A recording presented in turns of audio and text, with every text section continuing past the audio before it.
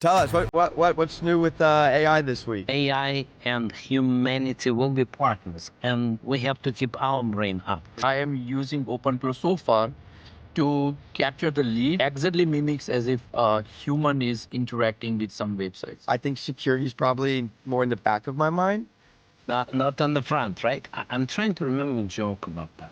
The joke was that where is the system admin? Marketing expert like you go and pick up the signals. People not do enough research. Yeah. My wife gives me an example. She buys shoes. Now she's flooded with shoes from every corner. She only needs one pair. That's it. Mark, Ashish, how are you both doing today? Hi. Yeah, Well, yeah, doing well. It's Friday, so no complaints.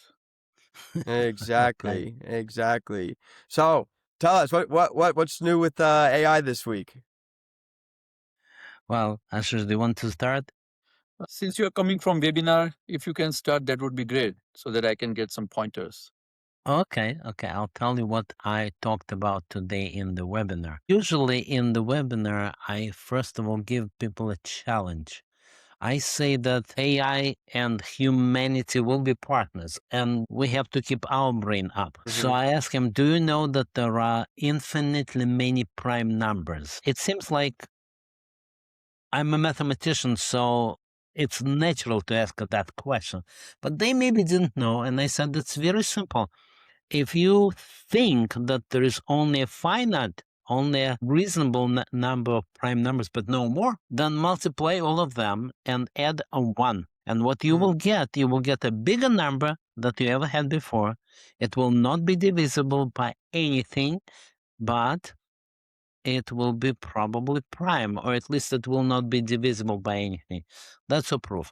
So that's the kind of thing that we discussed to warm up. Then I talked about OpenClaw and how I use it. And the way I use it was to set up a persona that I had an email long time ago. It's called Jerry Greenbaum. And that Jerry is now an active agent empowered by OpenClaw, and I want him to join my conversation with other people so that he will be answering my questions when I'm asleep. Almost worked. It worked for one night, but then it didn't work the next night. But then I saw that, OpenClaw conference are sold out, that it's a craze. Still going on crazier and crazier. That's what I saw. So when you practically do things, you need to be secure. They mentioned that nobody, in the majority of people they ask, thinks that he is secure. So that's something it's good to think about. And not everything works out of the box. So, for example, I had to switch to a cheaper model so that it doesn't spend all that much money. These are the kinds of problems that I personally have. What are your problems? Yeah, no, so when I started using OpenClaw for the very first time after watching so many YouTube videos and podcasts and all that, I thought it should be super easy, like anyone can go and start using. But then more and more I started installing it. And maybe because many people were complaining about the security and all that, they started putting so many security around it. So, for example, for each I and noticed. everything, yeah, for each and everything, I have to go enable the access and then verify everything is working fine or not. So, it took some time. The other important thing I learned, because most of the times I am using OpenClaw so far to capture the leads. And in order for it to capture the lead, it has to go to various websites and get the data. I was initially started using with the Chrome browser, and OpenClaw has one extension that you have to install so that it can go to that website and get the data for us. Uh, what I observed though is there are many websites who are automatically disables that particular extension. And then I have to again and again keep enabling that particular extension, and I did not get the good results. Then I spoke with Mark and I learned that Mark is using Atlas browser on his Mac Mini. So I started using Atlas browser on my Mac Mini and pointed OpenClaw to use Atlas as a default browser. Mhm. And then I switched to Codex 5.3 model with OpenClaw. And then, man, I got pretty amazing results. Like within like 5 minutes, it generated pretty hot leads with all the required signals that I was looking for. That's So I am awesome. amazed. But again, it is not easy. So it was inspired by OpenClaw, but the real use came from OpenAI browser, right? Exactly. OpenAI in conjunction with OpenClaw probably is better, much better than OpenClaw with Chrome extension is what my Mhm. learning. Okay. Yeah. I like to see one day how you do it. Share the screen and show. For sure. I think in forthcoming one of these podcast session, I And probably maybe one of the podcasts we will do that. yeah. You will Absolutely. show exactly how you do it. No, A absolutely. step-by-step walkthrough. Step And by so step. I'm curious, Ashish, why was there that shift when you switched to Atlas? Why do you think there was? So what I believe is so Atlas browser is powered by OpenAI, as we know, right? Mhm. And it is designed in a way that you as a human is sitting on your laptop or computer and opening a browser and doing the stuff. So some of the websites where we go and try to get the data with the Chrome extension, they might have thought of some sort of attack, like DDoS Mhm. attack or something like that. And because of that, they block that extension. Whereas when we use the Atlas, it mimic as if some of one Yeah, of the it doesn't know it's not human. exactly. Yeah. Wow. Yeah. So website doesn't know that it is not a browser. I mean, it is not a human, right? It exactly mimics as if a human is interacting with some websites. So I think That's that could be the fascinating. reason. Yeah. That's fascinating. And so is OpenClaw the tool that both of you are just diving into head first right now? Either that or the Atlas browser. By the Yeah. way, for that, I had to buy a new Mac button because my old Mac didn't run it. Mhm. But now it does run on Windows, right? I mean, from Or the you beginning, also use it on the Mac? no, from the beginning, what I was hearing is the OpenClaw by itself doesn't require Mac Mini. However, people are using Mac Mini is because it is, first of all, it is an isolated system, so it is very secure. And then Mac has inbuilt security, and it is cheaper, right? So it has three different combination, and because of that, since people are trying something new and which is inherently risky, so they Mhm. started using in a separate box, and Mac Mini is perceived to be the secure one among these cheapest lot. So that's how I think people started leveraging on Mac Mini. But based on my understanding, it is available on Windows. It was available on Windows since last 2 3 weeks, and even right now, I need to double check though. But that's what my understanding is. And is security when you're using something like OpenClaw, security something that's top of mind? Because me, when I'm normally using AI tools, I think security is probably more in the back of my mind. Not on the front, right? Yeah, and on the front, it's always outcome oriented. I try and maybe that's a fault of mine to not think of the negatives. Everybody's like that. Everybody's like that, yeah. Mm-hmm. Yeah, but Mark, tell me one thing in terms of security. Now, since you are using it and you are perceived as a one of the security expert, and you are actually not perceived, but you are a security expert. So, Unless I'm trying to be, yes. yeah, yeah. So, do For you many see years, right? many years, right? Yeah, absolutely. Mhm. So, do you see personally as a security expert? What are your thoughts now, since it has so many ways where you have to provide the access and then only it works? So what is your now understanding? I mean, what is your feedback? Uh, I'm trying to remember a joke about that. The joke was that where is the system admin? He ran somewhere, which is a play on the word ransomware. So Yeah, he that was ran over my somewhere. head. Yes. So the essence of the joke is that nobody's secure enough. If you want very badly to hack anything, you can. And so most people are not even taking the basic measures. At least if you take the first basic measures, like you're running on a separate box, then it's already making the other people lives harder. And if you do that, you don't have to be absolutely secure. You have to be more secure than the other guy. Mm-hmm. And the other guy will get hacked and you won't. Doesn't make sense. I learned Yeah. it from Jeremiah Grossman, one of the big experts in AI. Oh, sorry, in security. Oh, So every little step helps. Amazon lists 7 steps of secure layer, and every Mm-hmm. one of them will stop some script kiddie. wow. Yeah. Okay. So, what advice would you have for someone like me where security isn't always top of mind? Like, what is something It never is. yeah, for most business owners, it's No, not until test it for becomes a top issue. today. Just add one little security, whatever it is. If you run on a separate subnet, if you know networking, or you control who can log in. So think of one thing you can do for security and think that you will exclude maybe 10% of hackers. That's already a gain. Nice, That would be my nice. advice. Yeah.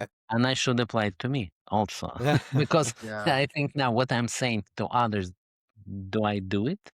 Yeah. And that's what I love about doing my webinar. I tell everybody, guys, you should learn. You should learn every day. And then I remember, do I do it? I tell them, please learn. Do I I? hope so. Yeah, Yeah. I hope so. Yeah.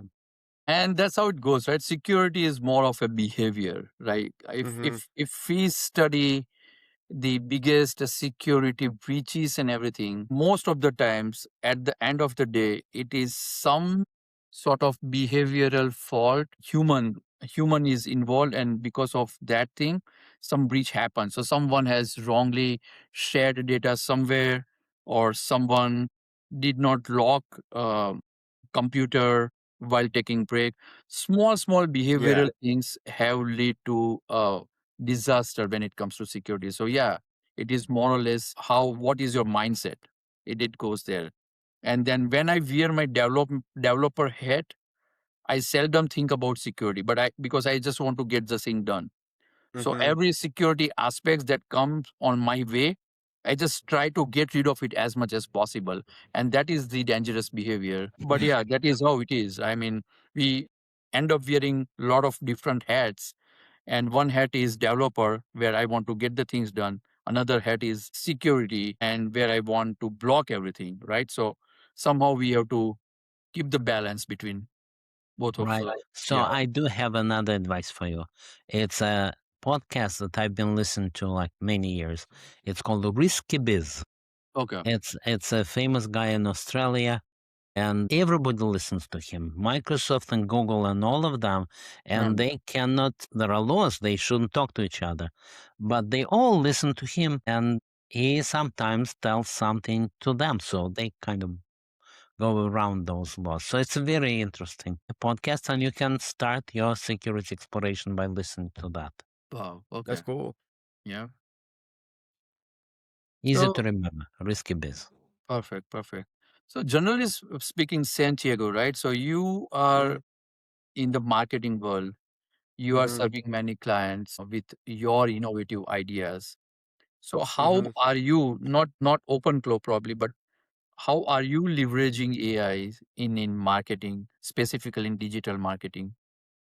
Absolutely. So I have yet to really dive into OpenClaw, Yep. but when I started my journey in business development and sales and marketing, AI was always a huge lever that we leaned on. Mm. And the first thing that we look at when we're like, hey, where can we implement AI and where can we be most effective with these tools is we look at the amount of time teams are spending on just gathering data. Today, data should just be a given can get a list in a matter of minutes nowadays. And I Wow. remember doing some audits on some teams and they're spending weeks manually Mm. scraping this information. So I think the first thing that we look at is hey, how much time is our sales team spending researching? And Mm. that's typically where there's a big gap. And then from there, we kind of go up the pipeline. How much time are they spending outreaching? How much time are they spending closing deals? So we kind of look at it from the start and then reverse engineer to look at the bottlenecks in the business. But that would be the first place I would start with AI and marketing, is eliminating the time and research. Okay. So time and research, and then I'm very much interested always because from the very beginning, uh, I would say I would like to create new products every time when some new technology comes, and always creating something is my passion. But after Absolutely. creating, I actually lack in outreaching to the audience, right? And Yeah. I can always go and buy something on Meta or Google AdWords and things like that, or the LinkedIn. Mm-hmm. But how specifically, like marketing expert like you, go and pick up the signals, right? So, for example, I'm selling a product. For example, Mark has come up with a new certificate for AI security. Now, Nice. that course is excellent, and the exam is like too hard to crack. It's not Yeah. like everyone's cup of tea. People who really know the security in AI cybersecurity space in particularly can only pass that exam. Now that is great. And Absolutely. I'm very passionate about that. So I wanted to take it forward with the audience because there are many people who are actually dying to learn the security from the Mm-hmm. experts, not just the any digital course, but from the expert.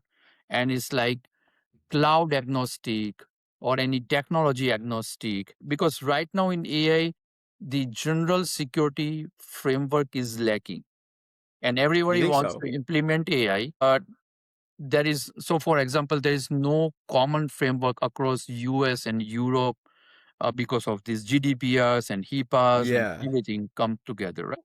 Mark has come up with a great course and I want to take it to the audience. Yeah. How you pick up the signals in scenarios like this, like who actually wants this kind of course, like just general idea, right? Yeah. From the marketing perspective, I'm always want to know from someone like you, so I'm just asking. So, Absolutely. yeah. Absolutely. And no, this is what I love to talk about. So anytime we're thinking about a go-to-market campaign, the first thing that we have to think about is who would benefit most from this, Hmm. and then where are they sitting? And Yeah. then from there we can kind of execute the messaging and the intent signals. So the biggest intent signals that we look at, and this is why we love LinkedIn so much, because almost all this data is publicly available and posted by companies on LinkedIn. So all it takes is knowing how to use a few of the right tools to access that information in a matter of seconds. But I would say some of the main things we look at are hiring trends. We look Hmm. at competitor engagement, because obviously there's, I think there's 6 million businesses under in America right now, and Okay. so if there's always competitors for everything. So looking at your ideal client engaging with your competitors is a huge indicator, Hmm. as well as funding. Funding typically means expansion of certain departments. So we look at those kind of indicators Sure. online, and we use LinkedIn as the central hub for our data, because most of the time people aren't posting on Facebook or putting this information on their Yeah. website, but they are doing it on LinkedIn. So that's why we always recommend doubling down on a LinkedIn strategy. Right. Yeah, because I'm always wondering nowadays, even we are getting a lot of emails that hey, learn AI, and there some companies who are actually doing some sort of white labeling and just doing marketing of some of the AI course. And most of the times it is like ChatGPT or wrapper around OpenAI. But Yeah. people are flooded with those kind of emails, and then even if you go to Instagram, for example, obviously LinkedIn, TikTok, anywhere you go, you will see that kind of messages. And that makes me believe that these guys are not doing proper research, because Mark and I are the ones who own the company. We teaches AI and security to many big companies as well as startups and Yeah. individuals. And then there are some companies who are reaching out to us to basically learn AI, right? So marketing people are not, I mean, so that which makes me believe that people are randomly reaching out and throwing some messages to someone in volume, And that is where nowadays more and more are people thinking that none of the ads are working, and then Meta is bad or Google is bad, or because of AI nothing is working. So is that Yeah. true, or I just wanted to understand from you? Is it like, I'm surprised by the kind of ads I'm getting every day that learn AI, and Yeah, I'm actually overwhelmed by that kind of messages. I think you're very absolutely. right about people not do enough research. My Yeah. wife gives me an example. She buys shoes. Now Mhm. she's flooded with shoes from every corner. She only needs one pair. That's it. Yeah. But nobody does research. They heard about shoes. Let's attack. Yeah. Yes, sir. Now, but I interrupted you, Santi. Oh, yeah. So, from a marketing perspective, everything has gotten easier and everything has gotten harder. And what I mean Mhm. by that is what AI is doing now is it's lowering the barrier to entry. Mhm. 10 years ago to do the kind of email marketing that we're doing right now, it would have taken a team of 10. And now we Mhm. can do it with one person, which is insane. I mean, obviously, the more optimized you want more people in the mix, but a full email campaign, what used to take 10 people can be done with one person in a Yep. matter of 5 to 10 years. So the barrier to entry has been lowered. And Mhm. like I talked about, 6 million businesses in America. There's more businesses in America right now than there ever has been in history. And everyone's trying to market their business, market their product. So there's just a Okay. lot of noise out there. So it's easier to create noise, but it's harder to create the right noise. Right. And that's why I say it's gotten easier to enter these kind of playing fields, but it's becoming harder to stand out. So it's really changed kind of the way we go about Yeah. client acquisition. But yeah, that's the way I feel about it. So Yeah. the answer is research, probably, right? How do you Yeah. stand out? The answer is honestly depends, ICP by ICP, but at a very high level, the psychology behind it is you always want to start with a pattern disrupt. Now, Mhm. depending on the medium, whether that's a visual pattern disrupt or more of a reading pattern disrupt, you want to start off with a pattern disrupt, something where it doesn't scream sales and marketing. And then secondly, you always want to give before you get. So many people when they go about their marketing strategy, they always just want to receive clients, but from the buyer's mind, I don't like what's in it for me, you know? So the real messaging that sticks out is when people give before they get. And so those Mhm. are kind of the two ways that we recognize how to kind of disrupt the noise. And then lastly would be a soft call to action. A lot of people are asking people to hop on calls, this and that. When you give before you get and you offer a free mini resource, then suddenly all that noise from the buyer's mind, they're getting all these AI advertisements, then they suddenly narrow down and look at you and they're kind of in your ecosystem of advertising. And that's the way you kind of cut through the noise. Mm. And Mm. that's how we met. Yeah, You reached absolutely. out. And by the way, we did a podcast, but you mentioned, by the way, I do lead generation, and there you are, we're working together. Yeah. Absolutely. And I think when you're starting out in business, that's how you always are. If I was a mechanic, I would be giving my card out to everyone, but not everyone has a business, but most people have a car. So I think that's how you got to do it when you're starting out. Just always think, hey, I have something of value that I can. Okay, very good. I can tell you the other things I spoke about. One of them was Google open source new library to Wow. build yet more LLMs, to yield more AI. Wow. It's very complicated, but they say that's how we build our models. I don't know if I'm going to build their models, but the technology is there. So if I'm going to, let's say, build a specialized model in legal, let's say, Mhm. well, they gave the technology how you can do it. All right. That's what I was talking about. And then I also mentioned that now we issue certificates. It's fun. Okay. I learned being fun from Peter Steinberger, the creator of Yeah. OpenAI. No, OpenClaw, right? Yeah. He says we just want to have fun. We are not doing business. And he maintains that even though he's sold, he's not doing business for probably $1 billion. But nevertheless, he maintains this attitude. We're just having fun here. And that's what we are. We're having fun issuing certificates. Now, one guy even wanted to have a certificate that he attended the webinar. How many Amazing. times did you get a certificate for attending a webinar? But he got one. Participation medal. Thanks to Ashish and his people, they created it all. No, That Nice. is not any specific big meaning, but that's what I was talking about in the webinar. Yeah. And what are the certificates for, Mark? Okay, so that guy wanted I attended the webinar, but really we're doing the security course.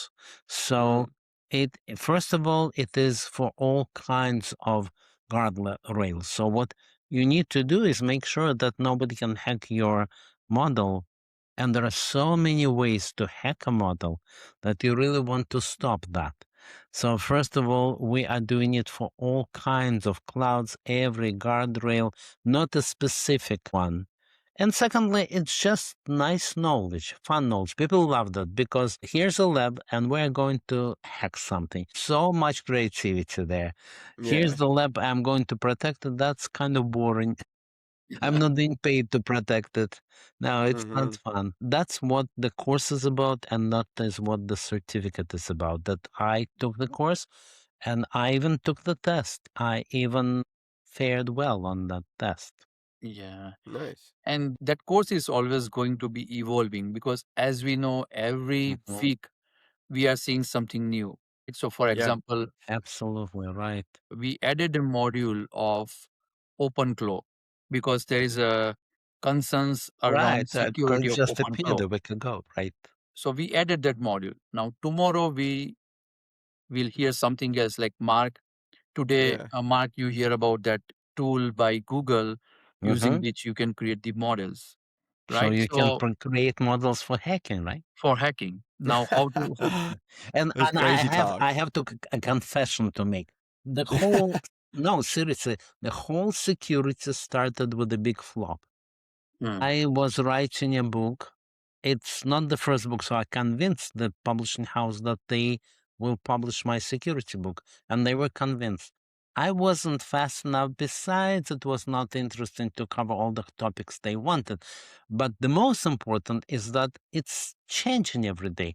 So you need to update it every day. Once it is on paper, there is no point to even the whole affair. That's how it started. But now we update this course nonstop.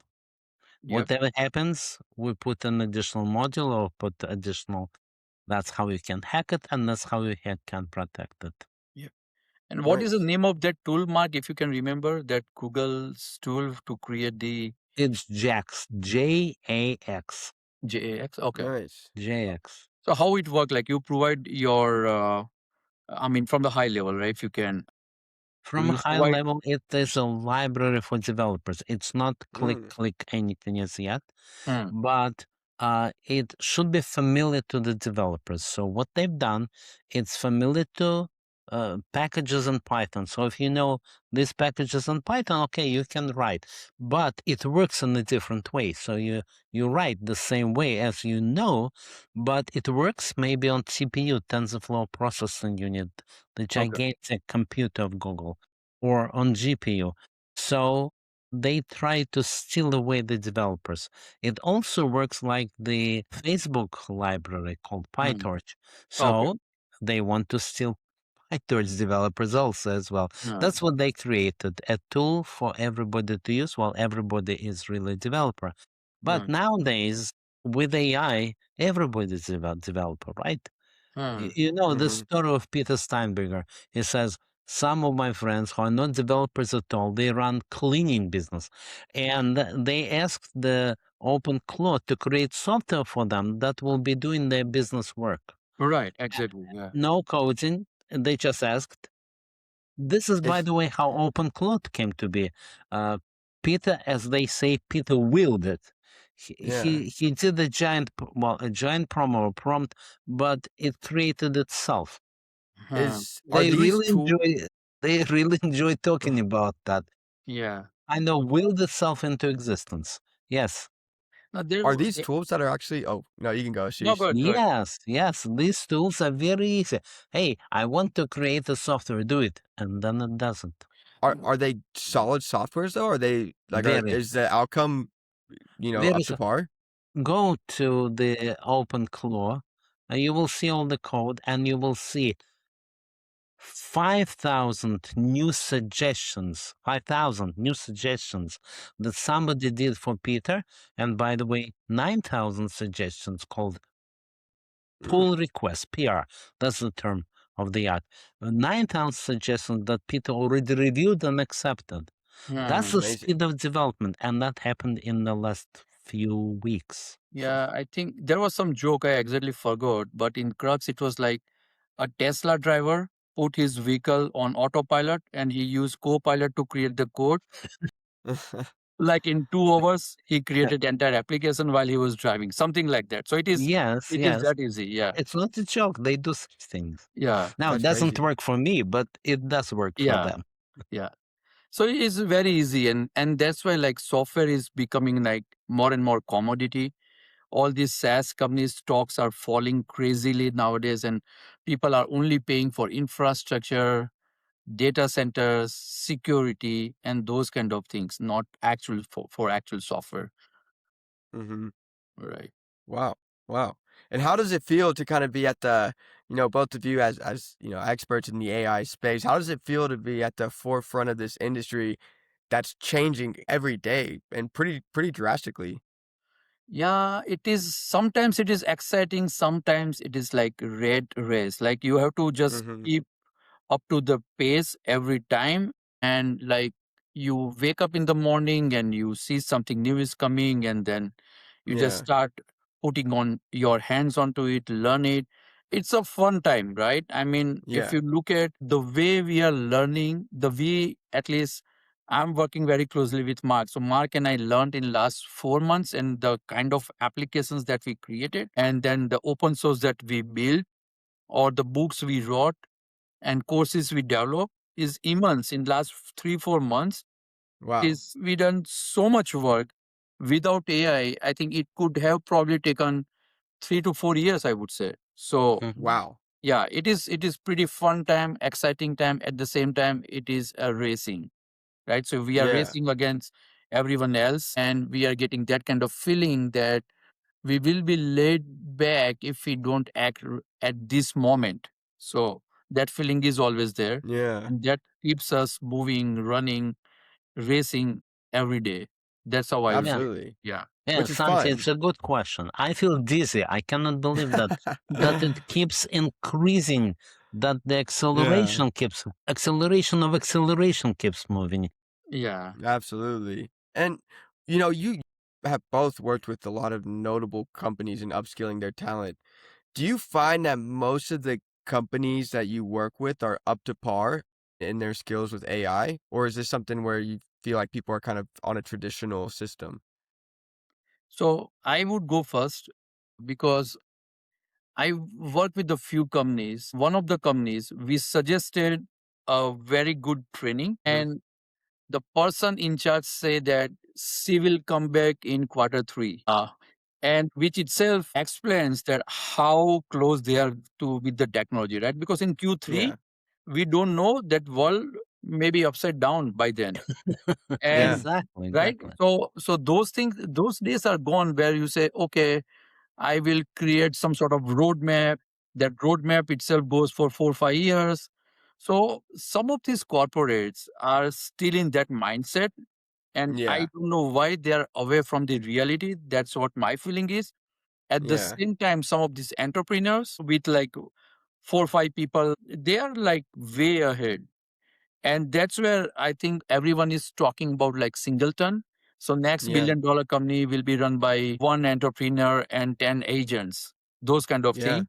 So world is moving towards those kind of thing because I'm coming from deep corporate background, Yeah. and earlier it used to be like every 10 years some new technology is coming, like cloud came and then something else came before that. On big .NET came, data.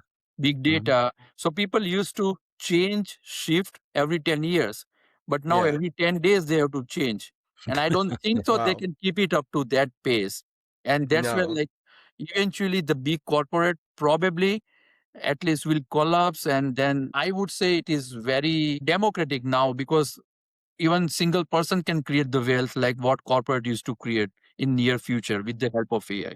At the same time, Yeah. people who want to work, who want to do the job only 9 to 5, it will be very painful for them, is what my understanding. It's going to be a shift, It 100%. is going to be shift. So creators, entrepreneurs will thrive. People who just want to laid back and don't do anything beyond 9 to 5, probably they will suffer, in my opinion. Yeah. No, I agree. I agree. And how fast do you think this shift is happening, and where do you think we are in this kind of timeline? I would say no one knows anything right now, Yeah. and people are just keep That moving. That's the that I smartest think answer is right makes there. That's the sense why smartest I'm answer. training people in math, because they need to get used to big numbers. Hmm. Things are very fast. It's hard to imagine. Yeah. Yeah. But it's exciting too at the same time. Oh, very Yeah, exciting. Yep. very exciting. Yeah. All right. So, any last wrap up note, Mark or Santiago? No. This was It was very fun. nice. Thanks for having me on you guys' podcast. I appreciate it a lot. All right. Really enjoyed. Okay. Hope to connect in future as well like this. Thank you so much for your time. Thank Thank you.